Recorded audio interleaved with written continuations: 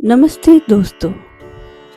बहुत समय पहले जब धरती पर धर्म की रक्षा के लिए भगवान ने श्री राम और श्री कृष्ण के रूप में अवतार लिए, तब प्रकृति भी उनके साथ थी।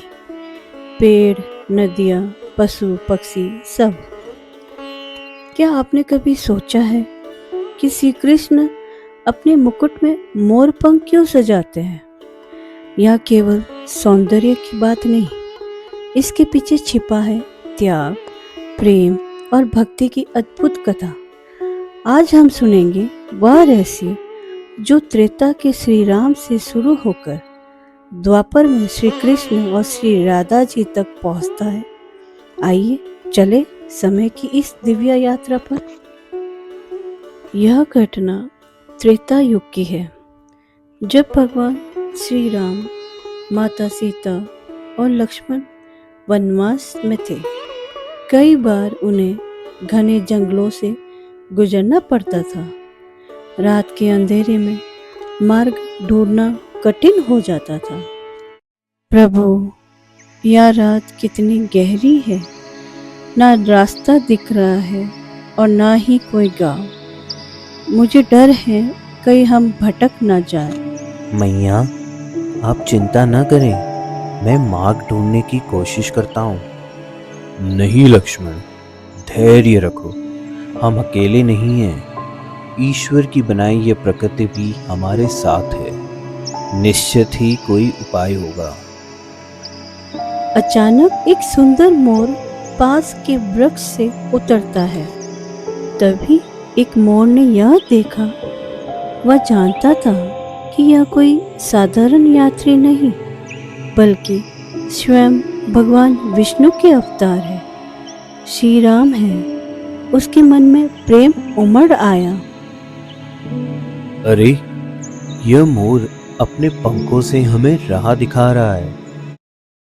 मोर लगातार पंख हिलाता रहता है, जिससे सांप और कीड़े डरकर दूर भागते हैं।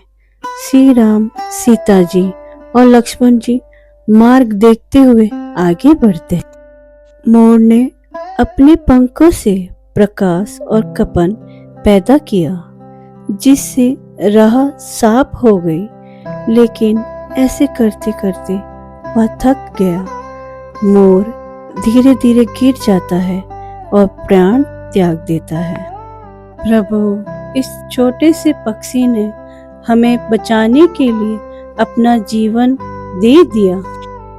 हे प्रिय मोर, तुमने अपने जीवन की आहुति देकर हमारा मार्ग प्रकाशित किया है। तुम्हारा यह त्याग व्यर्थ नहीं जाएगा।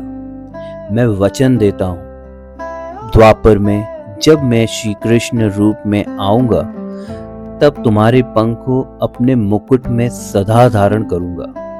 तुम्हारा यह बलिदान अमर रहेगा। वृंदावन की सुबह, यमुना किनारे गाय, ग्वालवाल और गोपियाँ श्री कृष्ण बांसुरी बजा रहे हैं। राधा जी और सखिया पास में हैं। युग बदल गया। त्रेता का श्री राम द्वापर में श्री कृष्ण रूप में अवतरित हुए और अब वह वचन पूरा होने वाला था, जो बहुत समय पहले त्रेता युग के उस जंगल में दिया गया था। श्री कृष्ण की बांसुरी की धुन पर वृंदावन नाच उठता है। मोर आनंद में झूमता है। श्री राधा जी भी अपनी सखियों संग नृत्य करती है। जब जब कान्हा बांसुरी बजाते हैं, वृंदावन की वादियां गूंज उठती है। गोपियाँ, ग्वालबाल, गाय और यहाँ तक कि श्री राधा जी भी उस मधुर धुन पर झूम उठती है। मोर भी उस दिव्य सुर पर नाचने लगे। मोर नृत्य समाप्त करके श्री कृष्ण जी के चरणों में पंख अर्पित करता है। हे नंदलाल, मेरे पास और कुछ नहीं है। ये पंखी मेरी सबसे अनमोल वस्तु है। से आपके चरणों में अर्पित करता हूँ। प्रिय मोर, यह केवल एक पंख नहीं बल्कि प्रेम, भक्ति और त्याग की निशानी है। राम रूप में मैंने जो वचन दिया था, आज वह राधा के साक्षी रहते पूरा कर रहा हूँ। अब यह पंख केवल सजावट नहीं बल्कि त्याग और भक्ति का प्रतीक होगा। श्री कृष्ण मुकुट में मोर पंख सजाते हैं। श्री राधा जी प्रसन्न होके मुस्कुराती है।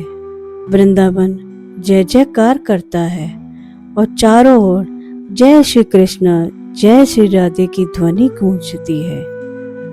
कान्हा, यह मोर पंख आपके मुकुट में सदा शोभा देगा या प्रेम, त्याग और भक्ति की याद दिलाता रहेगा। तो दोस्तों, यह है मोर पंख का रहस्य। बहुत समय पहले त्रेता में एक मोर ने अपने प्राण देकर श्री राम को राह दिखाई और द्वापर में श्री कृष्ण ने श्री राधा के साक्षी रहते उस त्याग को अपने मुकुट में अमर कर दिया। इसलिए मोर पंख केवल एक सुंदर आभूषण नहीं बल्कि भक्ति, प्रेम और त्याग का प्रतीक है। जब भी आप श्री कृष्ण के मुकुट में मोर पंख देखें, याद रखिए उसमें छुपा है मोर का बलिदान, भगवान का वचन और श्री राधा श्री कृष्ण का प्रेम। जय श्री राम, जय श्री राधा, जय श्री कृष्ण। अगर आपको यह कथा अच्छी लगी हो तो औरा चैनल को सब्सक्राइब जरूर कीजिए।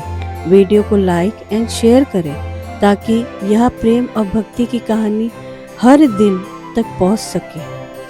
आपका समर्थन ही हमारी सबसे बड़ी प्रेरणा है। जय श्री राम, जय श्री राधे, जय श्री कृष्ण।